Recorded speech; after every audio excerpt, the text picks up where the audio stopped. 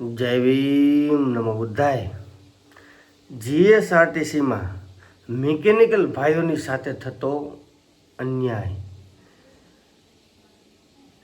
એસટીના કર્મચારીઓ માટે આપણે જ્યારથી લડાઈ લડવાનું ચાલુ કર્યું છે ત્યારથી મને ક્યાંક ને ક્યાંક એવું દેખાતું હતું કે મિકેનિકલ ભાઈઓને એવું થતું હશે કે નરેશવાળાને અમારી સાથે શું કાંઈ દુશ્મની છે, પણ હકીકતમાં એવું કાંઈ નથી.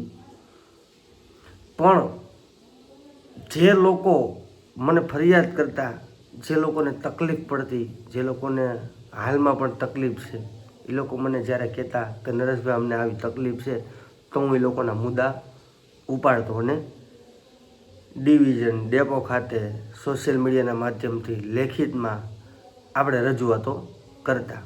પણ કોઈ મિકેનિકલ ભાઈઓનો આપણે ફોન નથી આવ્યો કે કોઈ ભલામણ નહોતી કરી કે નરેશભાઈ આ લોકોના પણ આવા પ્રશ્નો છે. છેલ્લા ઘણા સમયથી ગુજરાત એસટીમાં ફરજ બજાવતા મિકેનિકલ ભાઈઓએ પોતાની વેદના દરેક ડિવિઝન યુનિયન અમદાવાદ હોદ્દેદારોને લેખિતમાં રજૂઆત કરેલ, તેમ છતાં તેમના પ્રાણ પ્રશ્નોના નિકાલના કોઈ ઠેકાણા નહીં આવેલ. આ લોકોએ જે મિકેનિકલ છે એ લોકોએ જ્યાં ફરિયાદો થતી હતી ત્યાં કરી લીધી, પણ કોઈ એ તટસ્થ નિર્ણય લઈ આ લોકોને ન્યાય ન અપાયો. જ્યારે ડ્રાઈવર કંડક્ટરોના પગારમાં વધારો કરવામાં આવ્યો ત્યારે ગુજરાત એસટીના મિકેનિકલ ભાઈઓને કેમ બાકાત રાખી અન્યાય કરવામાં આવ્યો? શું મિકેનિકલ ભાઈઓ યુનિયનની ફી નથી આપતા? યુનિયનની ફી તો આપે જ છે, પણ યુનિયનવાળાને ખબર છે કે આ લોકો કોઈ જાતનો અવાજ ઉપાડે એમ છે નહીં, એટલે આ લોકોનું ગમે તેટલું શોષણ થાય આ લોકો બોલવાના નથી.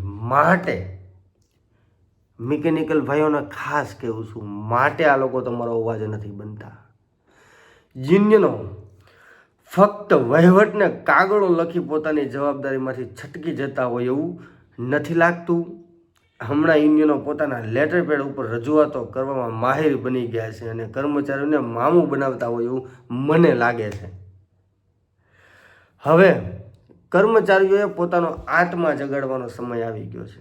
તમારી સાથે થતા અન્યાયો સામે અવાજ ઉઠાવવાનો સમય આવી ગયો છે. સામૂહિક રીતે જોડાઈ જાઓ, નહીંતર 8મા પગાર પંચની જાહેરાત તો થશે, પણ તમને તમામ લાભો 6ઠ્ઠા પગાર પંચ મુજબ અપાવી પોતાની વાહવાહી યુનિયનો કરાવશે.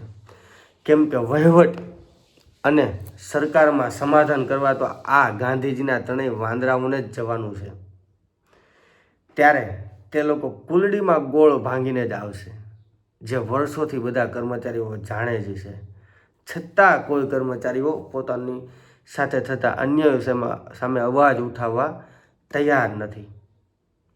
જે કાંઈ યુનિયન, નિગમ અને સરકારની જે હરકતો છે લોકો જાણે છે, કર્મચારીઓ જાણે છે, મારી તમારી જેવા સામાજિક આગેવાનો જાણે છે.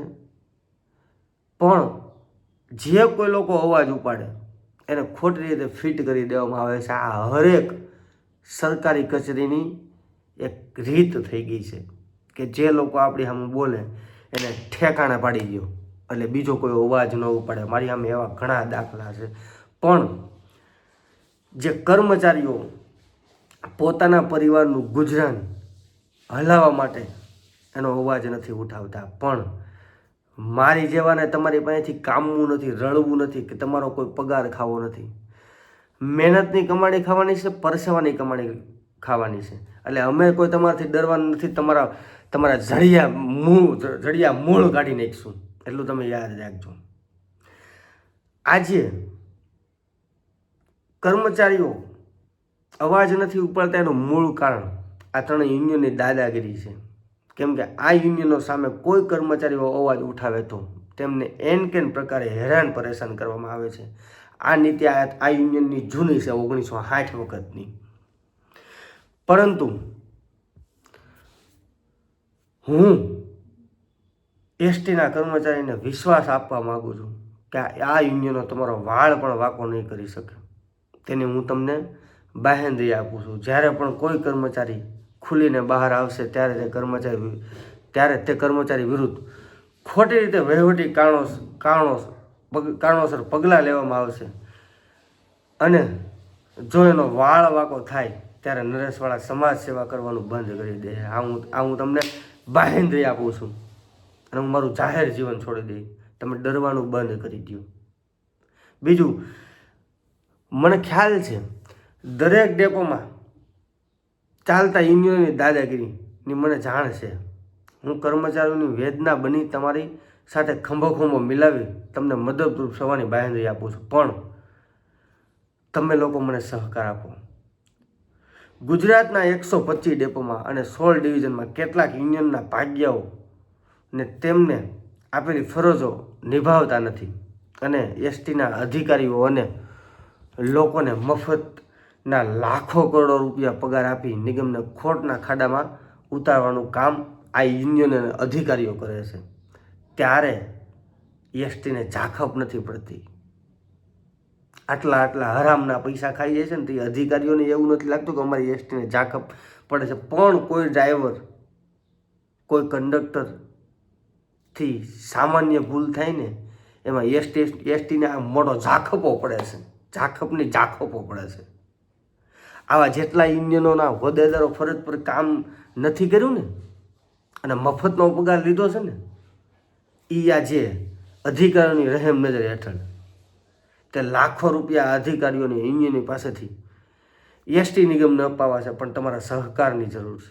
જો તમારો સહકાર હોય ને તો આ લુખાવ જે ખોટો પગાર લઈને બેઠા છે ને, એના ખીચાવ આપણે માંથી કાઢી અને પાછા લોકોના જે પરસાવાની કમાણી છે એ યુનિયનને અપાવશે. હવે કર્મચારીઓનો આત્મા જાગવો જરૂરી છે. તમારી નસોમાં જે પાણી દોડે છે ને, પાણી એ ફરીવાર હવે લોહી બની દોડાવો. કેમ કે હાલ તો તમારી નસોમાં લોહીની જગ્યાએ પાણી દોડે છે. હવે જો તમે આ પાણીની જગ્યાએ પાછું લોહી નહીં દોડાવો ને, તો એટલું યાદ રાખજો કે આગળનો જે સમય છે ને ખૂબ વિકટ આવવાનો છે. જેટલું મોડું કરશો ને એટલું જ તમારા બાળકોના ભવિષ્ય સાથે વધારે ચેડા થાય. આ હું જે કાંઈ બોલું છું, તમારા માટે લડું છું, આમાં 5 વાર મારો કોઈ સ્વાર્થ નથી. હું માત્ર ને માત્ર સમાજનો નોકર છું. બાબા સાહેબ આંબેડકરનું ઋણ ચૂકવવા માગું છું. અને આ તો એસટીના કર્મચારી છે. કદાચ ગુજરાતની પણ દેશની અંદર કોઈ બી વ્યક્તિને મારા લેવલે જેટલી મદદ થતી હશે એટલી હું કરવા તૈયાર છું. મારો કોઈ નિજી ફાયદો નથી. પણ તમે લોકો જાગી જાઓ. જો તમે નહીં જાગો તો તમારા બાળકોના ભવિષ્યના જીવન સાથે પણ આ લોકો ચેડા કરશે. જે તમને હેરાન પરેશાન કરે છે ને, એ તમારા બાળકોમાં આવીને ઊભું રહે છે. એટલે જાગી જાઓ. લડવાથી બીવમાં અમે લોકો તમારી સાથે છીએ. એક વખત મને સહકાર આપો. જો તમારી જિંદગી ન ફેરવી દઉં તો આ નરેશવાળા મટી જાય. સમાજ સેવા બંધ કરી દઉં. જય ભીમ, નમો બુદ્ધાય, જય ભારત.